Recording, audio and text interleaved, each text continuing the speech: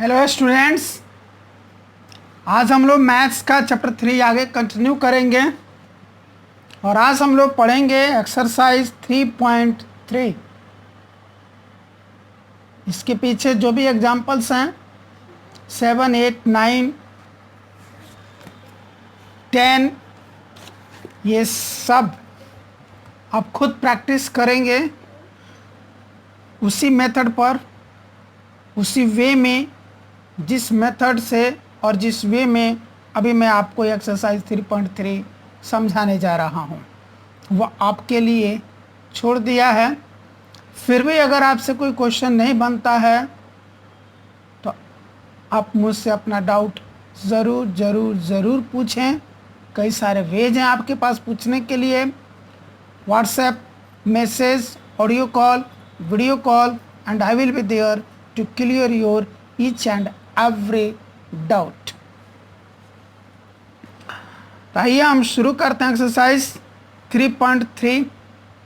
इस पूरे एक्सरसाइज में हम लोग लीनियर इक्वेशंस इन 2 वेरिएबल्स के पेयर्स को सॉल्व करेंगे by the method substitution method.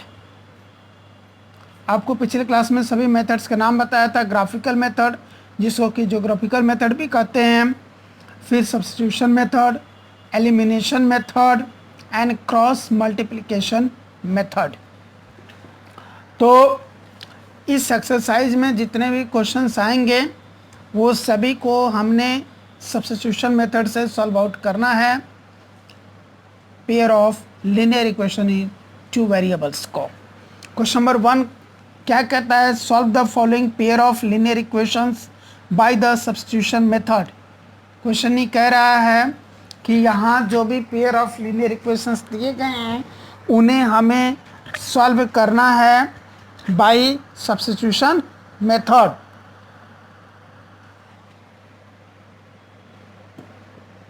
Question number 1 का first part x plus y is equal to 14 and x minus y is equal to 4 solve करते हैं हम। x plus y is equal to 14 ये first equation, x minus y is equal to 4 ये हमारा हो गया second equation. दोनों में से किसी भी एक इक्वेशन से हम लोग शुरुआत कर सकते हैं। आइए शुरू करते हैं सेकंड इक्वेशन से। हम यहाँ पर तो हम यहाँ लिखेंगे फ्रॉम इक्वेशन 2। क्या equation 2? x minus y is equal to 4, यही है ना इक्वेशन 2। दिस इम्प्लाइज दैट, अब हम क्या करेंगे, यहाँ पर 2 वेरिएबल हैं, एक x और एक y है।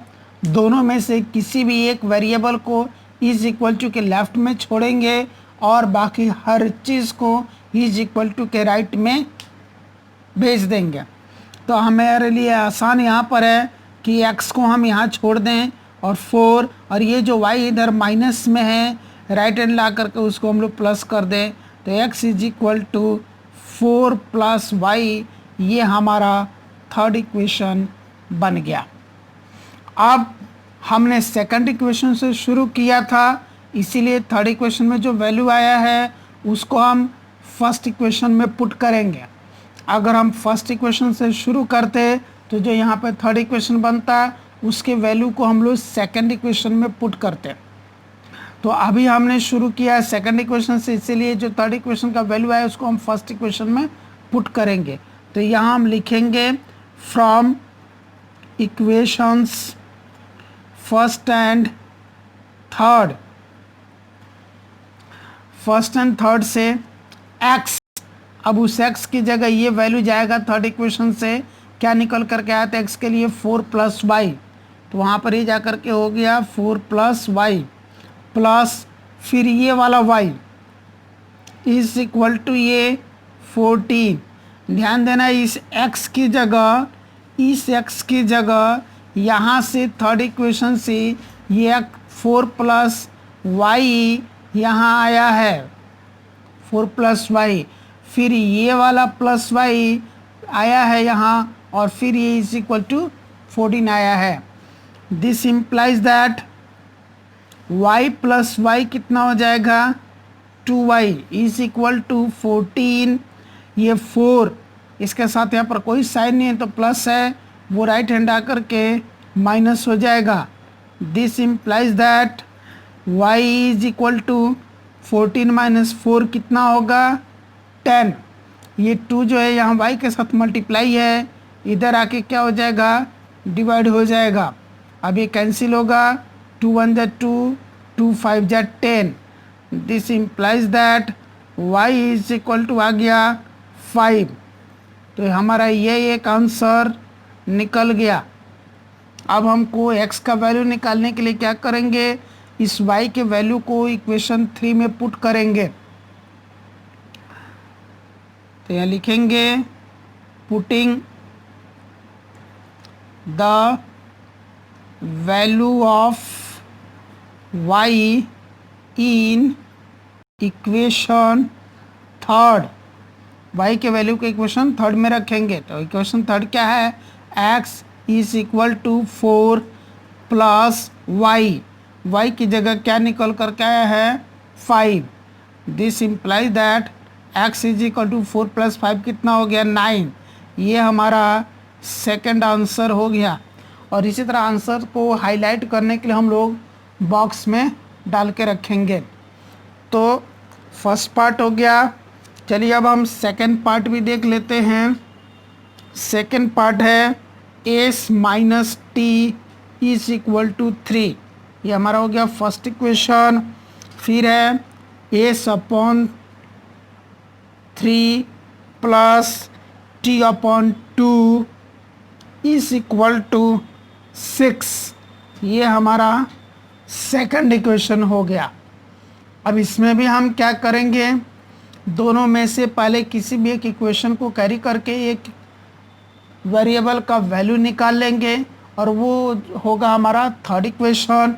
और फिर उस थर्ड इक्वेशन को जो इक्वेशन यहाँ पर हमने शुरू नहीं किया था उसके साथ मैच कर लेंगे और फिर आगे कंटिन्यू करेंगे, यानी कि वही प्रोसेस जो यहाँ किया था।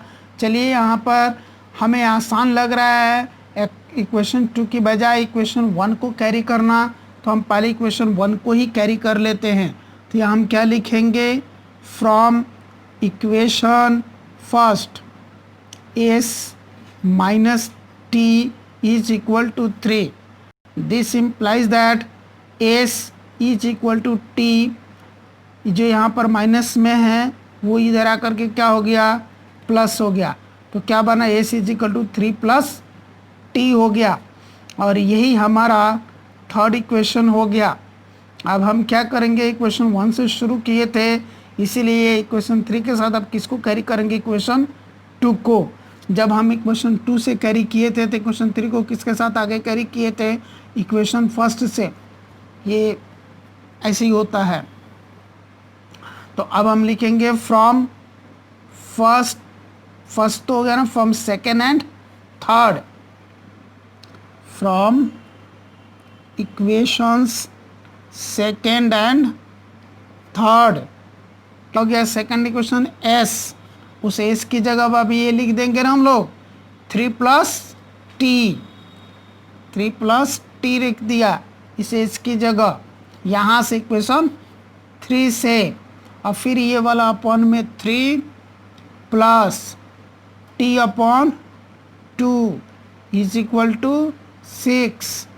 दिस इम्प्लाइज दैट, अब हम यहाँ पर क्या करेंगे, एलसीएम ले लेंगे ना। तो 3 और 2 का एलसीएम कितना होता है 6। 3 से 6 को डिवाइड करना कितना आएगा 2 से इसको मल्टीप्लाई करके लिखेंगे ना, तो 2 3 जा 6 प्लस 2 इंटू टी कितना हो जाएगा 2t, बीच में फिर ये प्लस का साइन आएगा। 2 से 6 को डिवाइड करके कितना आएगा 3 से t को मल्टीप्लाई करें कितना हो जाएगा 3t इज इक्वल टू ये वाला 6।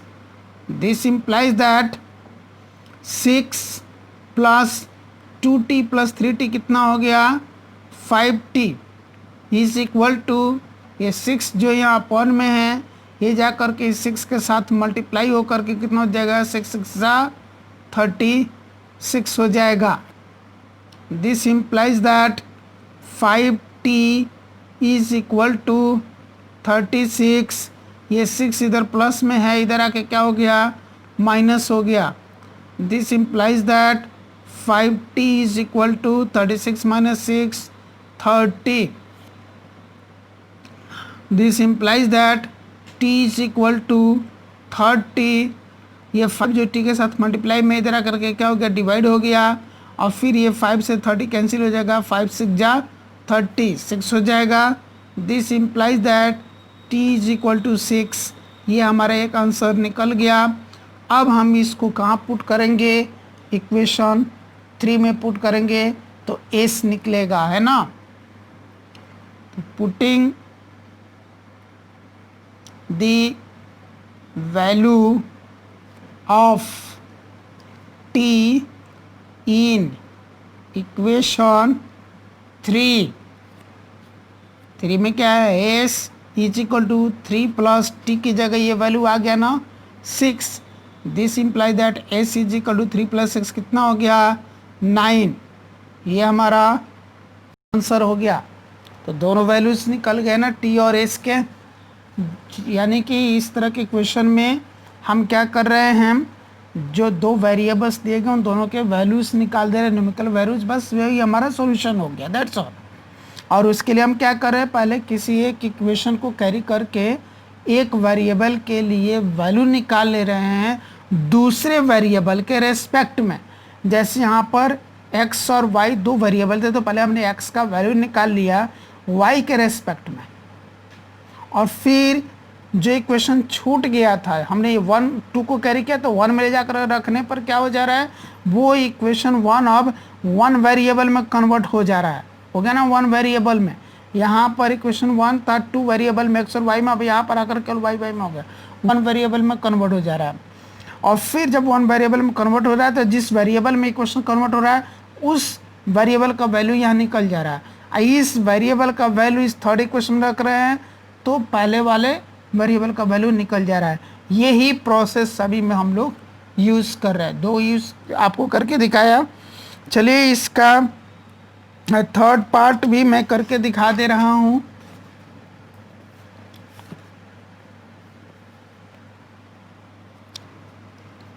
थर्ड पार्ट ये है 3x minus y is equal to 3. ये हमारा फर्स्ट इक्वेशन हो गया. Then 9x minus 3y is equal to 9. ये सेकंड इक्वेशन हो गया. अब हम किसी भी एक इक्वेशन को लेके कैरी कर सकते हैं. चलिए हम इक्वेशन 1 को ही कैरी करते हैं. तो यहाँ क्या लिखेंगे, from equation first 3x minus y is equal to 3. यही हमारा इक्वेशन 1 था. दिस इम्प्लाइज दैट अब हम क्या करें, किसी भी एक वेरिएबल को लेफ्ट हैंड में छोड़े, बाकी को राइट हैंड में ले जाएं. तो इसी को छोड़ देते हैं ना, y को, minus y is equal to 3. यहाँ पर कोई साइन नहीं है तो प्लस है 3x के साथ, तो इसलिए 3x इधर आके क्या हो जाएगा, माइनस हो जाएगा ना. This implies that y is equal to, अब यहाँ से माइनस का साइन हटाएंगे ना तो इन सभी का साइन चेंज हो जाएगा. जो प्लस में वो माइनस में हो जाएगा, जो माइनस में है वो प्लस में हो जाएगा. तो यहाँ से माइनस का साइन हटा रहे हैं तो ये चेंज हो जा रहा है. ये माइनस में है माइनस 3x, तो यहाँ पर ये हो जाएगा प्लस 3x, और 3 प्लस में था तो वो हो गया माइनस, यानी कि 3x माइनस 3 हो गया, ये पलट गया. ये हमारा थर्ड इक्वेशन हो गया. अब हमने इक्वेशन 1 को कैरी किया था तो थर्ड का रिलेशन किससे कर देंगे, इक्वेशन 2 से. तो यहाँ अब हम क्या लिखेंगे, from equations 2 and 3. Equations 2 and 3 से क्या हो गया, अभी लेके आए इक्वेशन 2, 9x माइनस 3y की जगह अब ये वैल्यू हम पुट करेंगे, 3x minus 3 is equal to फिर ये 9. This implies that 9x minus into plus minus 3 3 जा 9x minus into minus plus 3 3 जा 9 is equal to 9. Plus 9x और माइनस 9x कैंसिल हो गया, तो हमारे पास क्या बच गया, 9 इज इक्वल टू 9 बच गया जी. यानी कि यहाँ तो कोई वेरिएबल का वैल्यू ही नहीं निकला, है ना. किसी भी वेरिएबल का यहाँ पर वैल्यू नहीं निकला. जब भी इस तरह का सिचुएशन आता है तो इसका अर्थ होता है कि given pair of linear equations के इनफाइनाइटली मेनी सॉल्यूशंस हैं। ये ध्यान देना है कि जब भी इस तरह का सिचुएशन आया कि यहाँ तो कोई वेरिएबल बचा ही नहीं, constant is equal to constant आ गया, जब भी इस तरह का सिचुएशन अराइज हो किसी भी क्वेश्चन में, तो इसका अर्थ ये होता है कि जो भी given pair of linear equations हैं उनके लिए इनफाइनाइटली मेनी सॉल्यूशंस होते हैं। तो हम यहाँ पर लिखेंगे therefore the given pair of linear equations have infinitely many solutions। That's all। यही हमारा आंसर हो गया। अब क्वेश्चन 4 देख के, फोर्थ पार्ट देख के आपको हो सकता है डर लग रहा हो क्योंकि डेसिमल में दिया हुआ है, तो चलिए मैं ही बना देता हूँ। 0.2x plus 0.3y is equal to 1.3, ये होगा फर्स्ट इक्वेशन। देन है 0.4x plus 0.5y is equal to 2.3, ये हो गया हमारा सेकंड इक्वेशन। अब इसको कैरी करें, किसी भी एक इक्वेशन से कैरी कर सकते हैं ना हम लोग। चलिए फर्स्ट से ही कर लेते हैं। फ्रॉम इक्वेशन फर्स्ट इक्वेशन है 0.2x plus 0.3y is equal to 1.3। This implies that अब हम x भी लेफ्ट में छोड़ सकते, y भी लेफ्ट में छोड़ सकते, किसी भी एक को छोड़ना तो पड़ेगा और बाकी सबको राइट हैंड में ले जाना पड़ेगा। चलिए x को ही छोड़ लेते हैं, ये होगा 0.2x इज इक्वल टू यहाँ है 1.3। ये जो 0.3y इधर प्लस में दे जाके क्या हो जाएगा, माइनस 0.3y हो जाएगा। This implies that x is equal to 1.3 minus 0.3y upon ये 0.2x के साथ मल्टीप्लाई में है, ये इधर आकर के डिवाइड हो गया है ना। अब यही हमारा थर्ड इक्वेशन हो गया। अब इक्वेशन 1 से हमने शुरू किया था तो इसके वैल्यू को हम इक्वेशन 2 में ले जाएंगे। तो यहाँ क्या लिखेंगे, from equations second and third. देखिए सारे के सारे क्वेश्चंस मैं सिमिलर पैटर्न पर बना रहा हूँ, तो ये पैटर्न आपको फॉलो कर लेना है, कहीं कोई दिक्कत नहीं आएगी। तो ये हो गया 0.4x, x का वैल्यू यहीं पर रख देते हैं, एक स्टेप आगे बढ़ाने से कोई फ़ायदा नहीं है, इसीलिए ये है 0.4। x की जगह x का वैल्यू मैं यहीं पर रख दे रहा हूँ 1.3 माइनस 0.3y अपॉन 0.2 प्लस ये अब 0.5y is equal to 2.3। This implies that, अब ये देखिए 0.2 से 0.4 कैंसिल हो जाएगा ना, 2 टाइम्स में यहाँ गया 2। अब ये क्या हो गया, 2 से इसको मल्टीप्लाई करें तो ये होता है 13 टू 26 यानी कि 2.6 plus into minus minus 3 two 6 यानी कि हो गया 0.6 y plus 0.5y is equal to 2.3।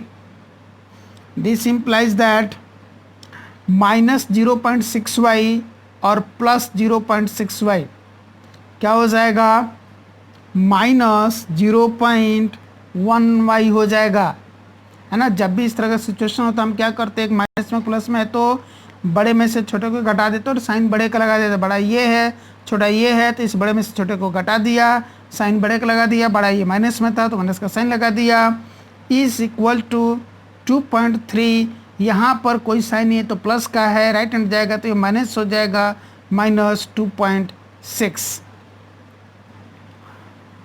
This implies that minus 0.1y is equal to 2.3 minus 2.6। यहाँ भी यही है, ये प्लस में माइनस में है।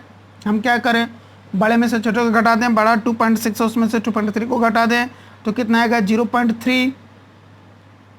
और साइन बड़े नंबर का बड़ा नंबर माइनस में तो माइनस में आ गया। अब यहाँ पर ये वाला माइनस और ये वाला माइनस क्या हो गया, कैंसिल हो गया। This implies that y is equal to 0.3, ये 0.1 y के साथ हम मल्टीप्लाई में इधर आके क्या हो गया, डिवाइड हो गया। अब यहाँ देखिए, यहाँ भी राइट हैंड से एक डिजिट के बाद डेसिमल है, यहाँ भी राइट हैंड से एक डिजिट के बाद डेसिमल है, इसीलिए डेसिमल से डेसिमल क्या हो गया, कैंसिल हो गया। बच गया 3/1, यानी कि 3 को 1 से डिवाइड करने कितना आंसर आएगा, 3 आएगा ना। तो y इज इक्वल टू 3 हो गया। ये हमारा एक आंसर कंप्लीट हो गया। अब हम लोग इस वैल्यू को इक्वेशन 3 में पुट कर देंगे तो x का वैल्यू आ जाएगा।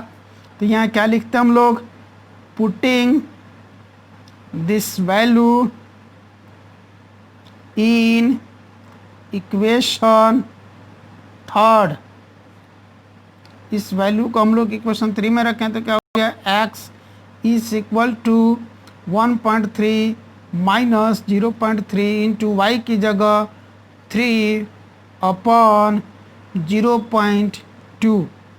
This imply that x is equal to 1.3 plus into minus 3 जा 9, यानी कि 0.9/0.2।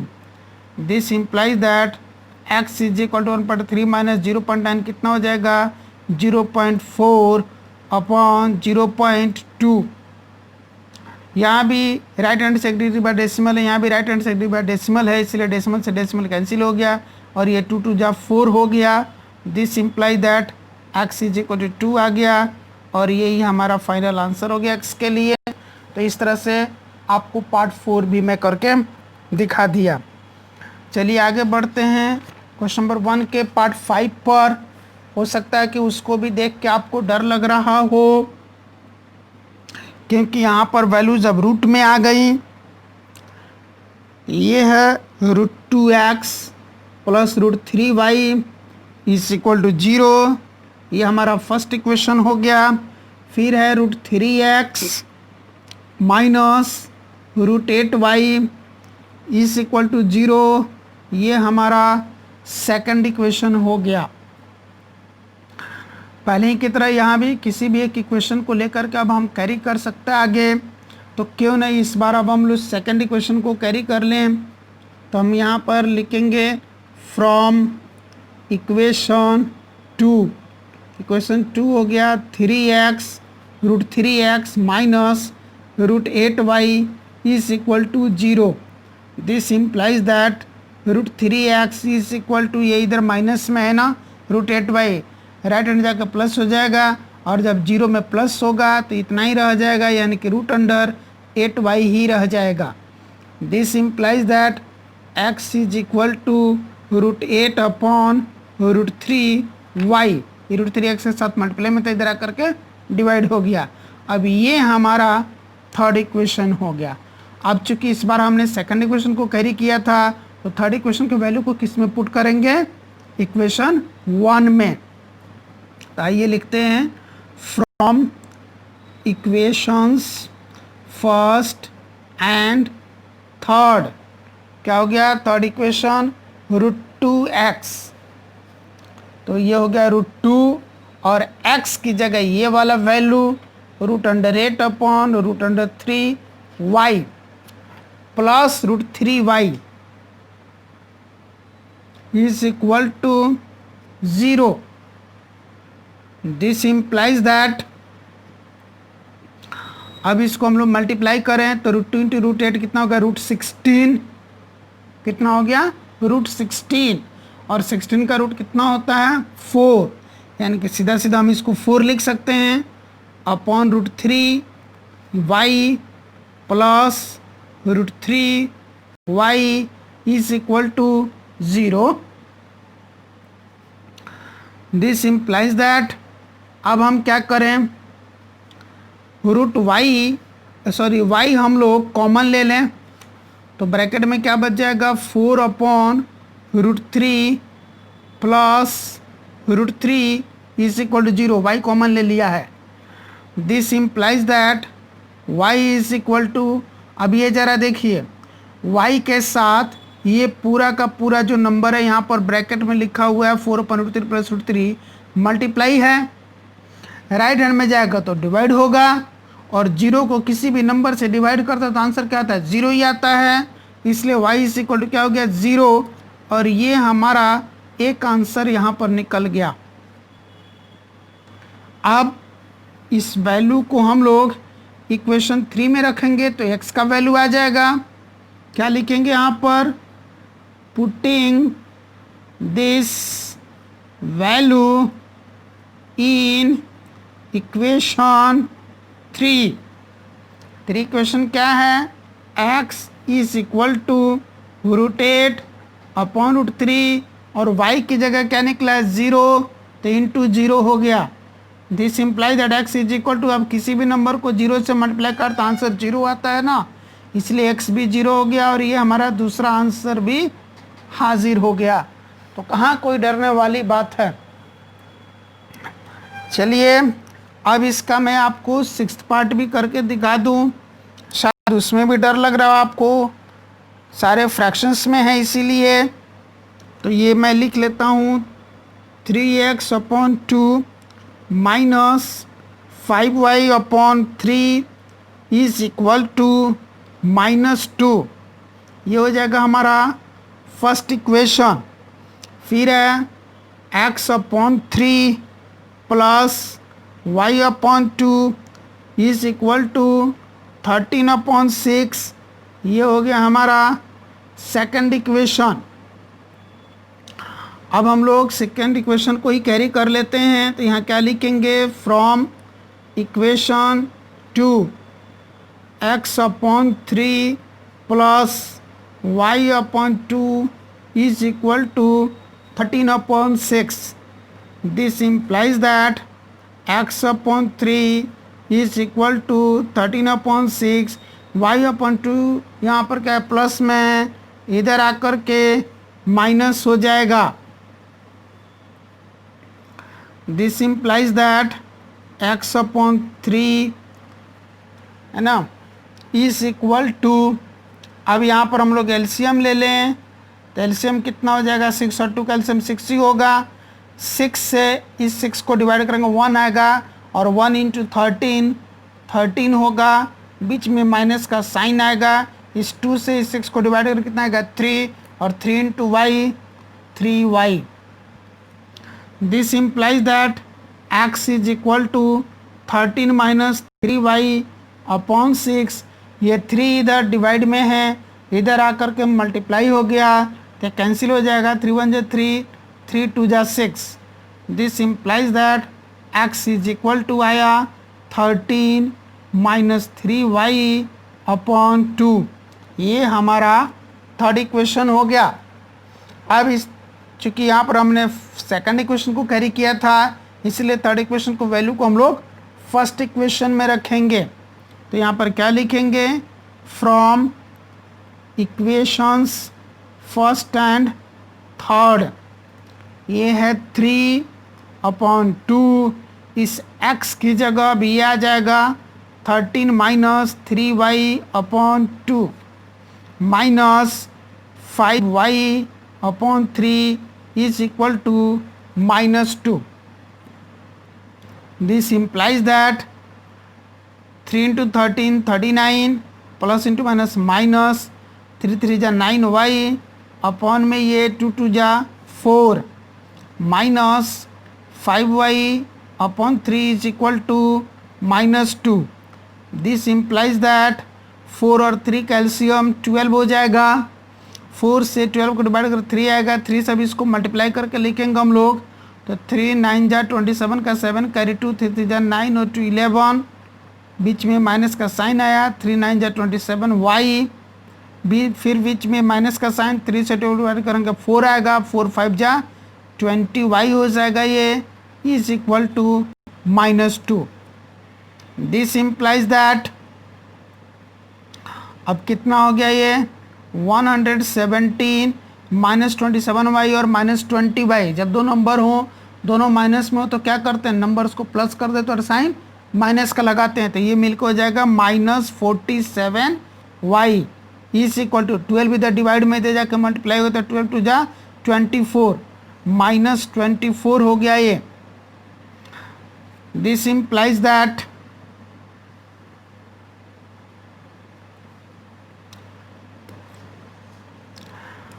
-47y is equal to -24। 117 के साथ यहाँ कोई साइन नहीं है तो प्लस का इधर क्या हो जाएगा, -117 हो जाएगा। This implies that -47y is equal to, अब ये दोनों माइनस में है तो नंबर्स प्लस हो जाएंगे और साइन माइनस का जाएगा, तो क्या आएगा ये -4 + 7 11 का 1 कैरी 1 2 + 1 3 + 1 4 एंड 1 कितना हो गया, 141 हो गया है ना। ये माइनस ये माइनस कैंसिल हो गया। This implies that y is equal to 141, ये 47 y के साथ मल्टीप्लाई तो रख के क्या हो गया, डिवाइड हो गया। अब ये 47 3 जा 141 होता है। This implies that y is equal to 3, ये एक आंसर हमारा यहाँ पर हाजिर हो गया। अब इस वैल्यू को हम लोग इक्वेशन 3 में रखेंगे तो x आ जाएगा ना। Putting this value in equation 3, क्या हो गया, x is equal to 13 minus 3y, 3 into y की जगह ये वाला 3 अपॉन में ये 2। This implies that x is equal to 13 minus 3 3 जा 9 upon 2। This implies that x is equal to 13 minus 9 कितना होता है, 4 अपॉन 2। अब ये कैंसिल हो जाएगा ऊपर नीचे, तो ये होगा 2 2 जा 4, क्या बचा हमारे पास, x इज इक्वल टू 2 बचा। और यही हमारा फाइनल आंसर हो गया x वेरिएबल के लिए। तो यहाँ पर क्वेश्चन नंबर 6 के 6 पार्ट थे, वो मैंने आपको करके दिखा दिए है ना। अब हम चलते हैं क्वेश्चन नंबर 2 पे। Question number 2 examination point of view से बहुत ही इंपॉर्टेंट है। क्या कह रहा है ये, solve 2x + 3y is equal to 11 and 2x - 4y is equal to -24 and hence find the value of m for which y equal to mx + 3। कह रहा है ये दोनों इक्वेशंस को सॉल्व कीजिए और फिर उसके बाद m का भी वैल्यू निकालिए ताकि ये इक्वेशन सेटिस्फाई हो जाए। तो आइए हम सॉल्व करते हैं। फर्स्ट गिवन इक्वेशन जो हमारा था वो था 2x + 3y is equal to 11, ये फर्स्ट इक्वेशन।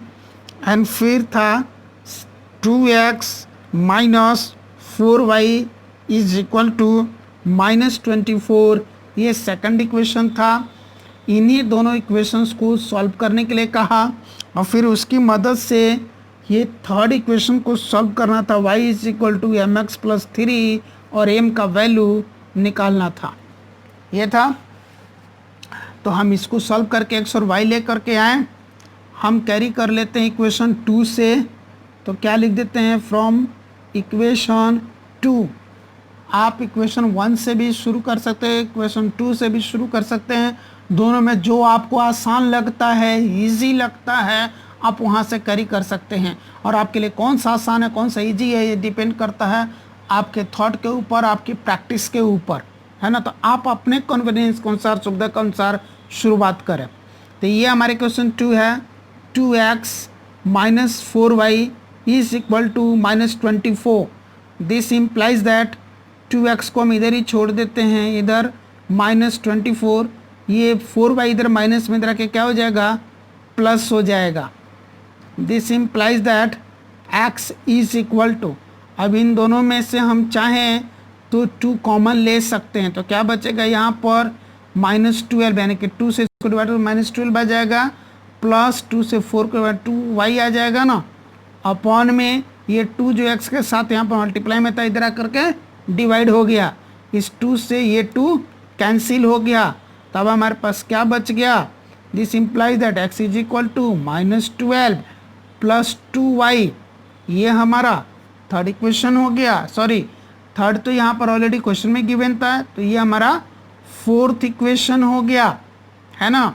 अब हम क्या करेंगे, इक्वेशन 2 को कैरी किए थे, तो इस इक्वेशन के साथ इक्वेशन 1 को कैरी करेंगे, यानी कि from equation first and fourth, from equations first and fourth, first है 2x यानी कि 2, इस x की जगह x का ये वैल्यू हम पुट कर देंगे हम ब्रैकेट में -12 प्लस 2y, फिर ये है plus 3y is equal to 11।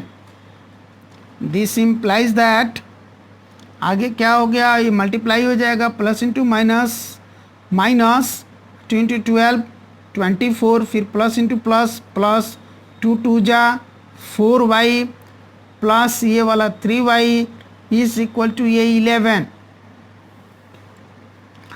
This implies that 4y plus 3y कितना हो जाएगा, 7y इज इक्वल टू 11। ये 24 जो इधर माइनस में इधर जाके क्या हो जाएगा, plus. This implies that y is equal to 11 plus 24 कितना होगा, 35। ये 7y के साथ मल्टीप्लाई में तो इधर का डिवाइड हो जाएगा ना, तो अपॉन 7 हो जाएगा। अब ये कैंसिल हो रहा है, 7 1 जा 7, 7 5 जा 35। This implies that y is equal to क्या बचा, 5/1 यानी कि 5। चलिए, एक आंसर हमारे यहाँ पर हाजिर हो गया। अब हम क्या करें, इस वैल्यू को पुट करें ना इक्वेशन 4 में, तो x निकल करके आएगा, तो क्या लिखेंगे यहाँ पर, putting this value in equation 4, तो क्या हो गया, ये x is equal to -12 plus 2 into y की जगह ये 5 आ गया, ये वाला। This implies that x is equal to -12 plus into plus plus 2 5 जा 10। This implies that x is equal to -12 और प्लस 10 मिलके कितना हो जाएगा, -2 हो जाएगा। और ये हमारा सेकंड आंसर हाजिर हो गया। अब इनकी मदद से थर्ड इक्वेशन में m का वैल्यू निकालना है, तो हम क्या करेंगे, putting the values of x and y in equation 3, question 3 में ले जाकर पुट करें, तो ये है y is equal to mx plus 3। This implies that इस y की जगह ये आएगा 5 is equal to m x की जगह आएगा ये -2 प्लस ये 3। दिस इम्प्लाइज दैट 5, ये 3 इधर प्लस है, इधर आके क्या हो जाएगा, minus is equal to m into -2। This implies that 5 - 3 कितना होगा, 2 is equal to m into ये -2। दिस इम्प्लाइज दैट 2, ये -2m के साथ मल्टीप्लाई में है, इधर आके क्या हो गया, डिवाइड हो गया, और बचा क्या, m। अब कैंसिल हो गया, 2 1 जा 2, 2 1 जा 2, तो बचा क्या हमारे पास, -1 ना। This implies that m is equal to -1। ये हमारा फाइनल आंसर हो गया जो m निकालना था। तो यहाँ पर क्वेश्चन 2 भी कंप्लीट हो गया। अब हम लोग क्वेश्चन 3 पर विचार करें। क्वेश्चन नंबर 3 है, form the pair of linear equations for the following problems and find the solutions by substitution method. यहाँ पर जो सिचुएशंस दिए गए हैं, प्रॉब्लम्स दिए गए हैं, उनके लिए पहले तो पेयर ऑफ लीनियर इक्वेशंस बनाने हैं, फिर उन पेयर ऑफ लीनियर इक्वेशंस को सॉल्व करके, है ना, वो भी सॉल्व किससे करना है, सब्स्टिट्यूशन मेथड से, और फिर जो डिजायर्ड आंसर है वो लेकर के आना है। तो यहाँ पर मैं आपको हिंट दे रहा हूँ pair of linear equations form करने में। तो क्वेश्चन नंबर 3 का फर्स्ट पार्ट,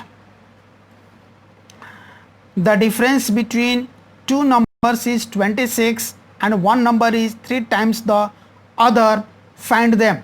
कह रहा है कि दो नंबर्स के बीच का अंतर 26 है ना, और एक नंबर जो है दूसरे नंबर का 3 गुना है, नंबर्स को निकालना है। पहले तो हम नंबर्स लेट कर देंगे ना, let the bigger number is equal to x and the smaller number is equal to y। मान लिया बिगर नंबर x और स्मॉलर नंबर y है।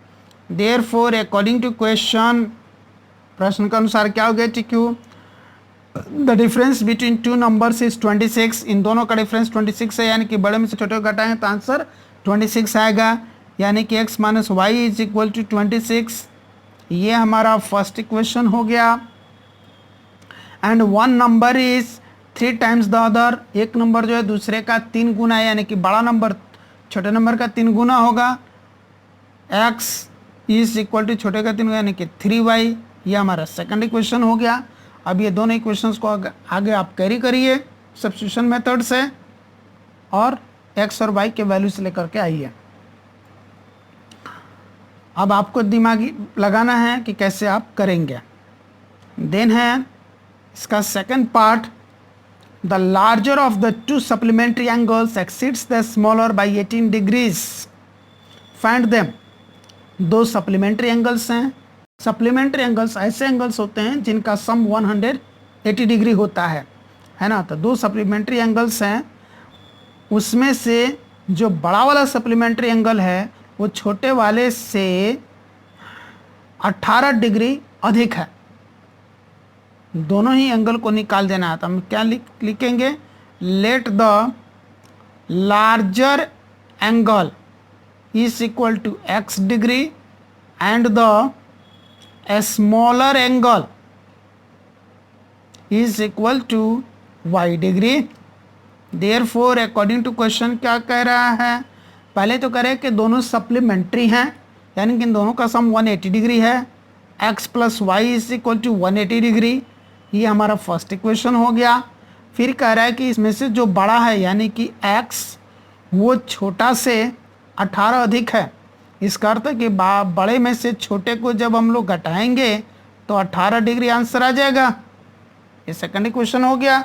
अब इन्हीं दोनों इक्वेशंस को सॉल्व कर देना है, आंसर आपके पास हाजिर हो जाएगा। अब हम नेक्स्ट देखते हैं, इसका थर्ड पार्ट वो है, the coach of A cricket team by 7 bats and 6 balls for ₹3,800। एक क्रिकेट टीम के कोच ने क्या किए, 7 बैट और 6 बॉल खरीद लिए 3,800 रुपये में। लेटर बाद में she buys 3 bats and 5 balls for ₹1750। उसने बाद में क्या किए, 3 बैट और 5 बॉल और खरीदे 1750 रुपये में। Find the cost of each bat and each ball. हर एक बैट की कीमत कितनी थी और हर एक बॉल की कीमत कितनी थी, ये हमको निकालनी है। तो यहाँ लिखेंगे, let the cost of 1 bat is equal to ₹X and the cost of 1 ball is equal to ₹Y। Therefore according to question, प्रश्न के अनुसार क्या हो गया, 7 बैट्स 6 बॉल्स, 7 बैट्स यानी कि 7x प्लस 6 बॉल्स यानी कि 6y, ये हैं 3800 रुपये के, यानी कि इज इक्वल टू 3800। ये हमारा फर्स्ट इक्वेशन हो गया। फिर उसने खरीदे 3 बैट्स यानी कि 3x प्लस 5 बॉल्स यानी कि 5y इज इक्वल टू 1750। 1750 में कर देते ना सेकंड इक्वेशन। इन्हीं दोनों इक्वेशंस को आपने सॉल्व करना है सब्स्टिट्यूशन मेथड से। नेक्स्ट है इसका फोर्थ पार्ट, ये कह रहा है the taxi charges in a city consist of a fixed charge together with the charge for the distance covered. एक शहर में टैक्सी का भाड़ा कुछ इस तरह से लगता है, एक तो फिक्स चार्ज है जो हर हाल में देना ही देना है, और उसके साथ दूसरा जो चार्ज है वो डिस्टेंस जितना हम कवर कर रहे हैं उसका अनुसार है। For a distance of 10 kilometre the charge paid is ₹105 and for a journey of 15 kilometre the charge paid is ₹155। 10 kilometre की जर्नी के लिए 105 रुपये दिए जाते हैं और 15 किलोमीटर की जर्नी के लिए 155 रुपये दिए जाते हैं। What are the fix charges and the charge per kilometre. Fix charges कितने हैं और चार्ज पर किलोमीटर कितना है ये निकालना है। How much does a person have to pay for travelling a distance of 25 kilometre. और एक पर्सन को कितना पैसा देना पड़ेगा अगर वो 25 किलोमीटर की जर्नी करता है तब। तो हम पहले लेट करें। Fourth part, let the fixed charge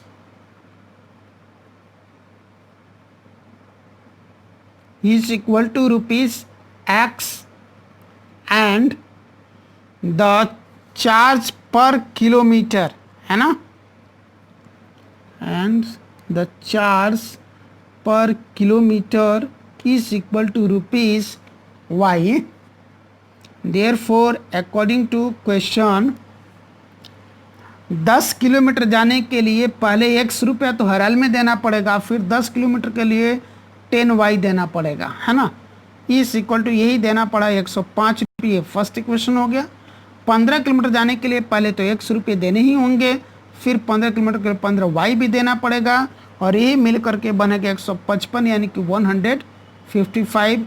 ये सेकंड इक्वेशन हो गया। 25 किलोमीटर जाने के लिए X रुपये तो देना ही पड़ेगा, फिर 25 किलोमीटर के लिए 25Y देना पड़ेगा और ये जो बनेगा वो हमको कैरी कर देना है। यानी कि पहले आप सब्स्टिट्यूशन मेथड से इन दोनों इक्वेशंस को सॉल्व करें, X और Y का वैल्यू निकालें, फिर उस X और Y का वैल्यू के इसमें पुट कर दें, 25 किलोमीटर का भाड़ा निकल जाएगा। नेक्स्ट है फिफ्थ पार्ट,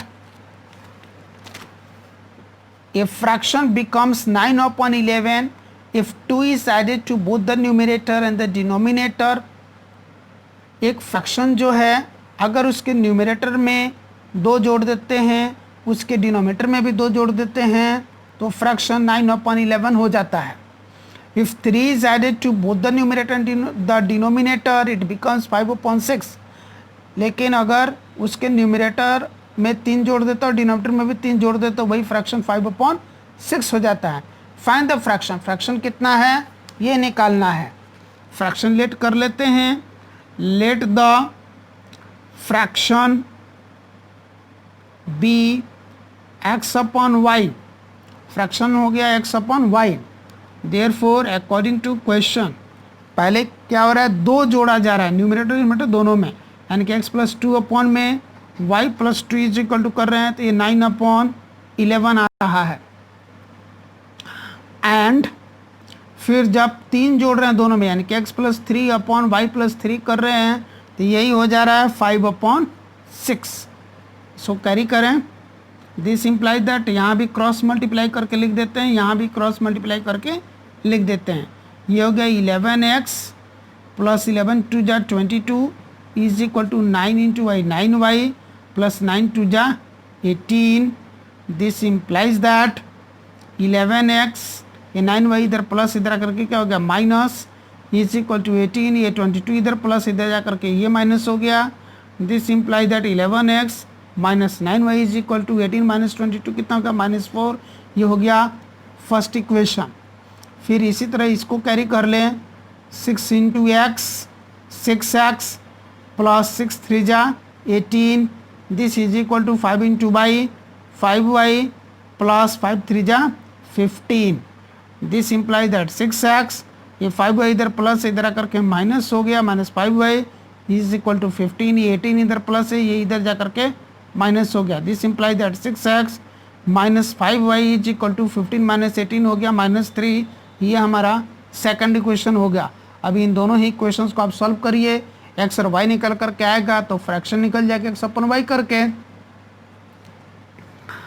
अब है सिक्स्थ पार्ट इस क्वेश्चन का।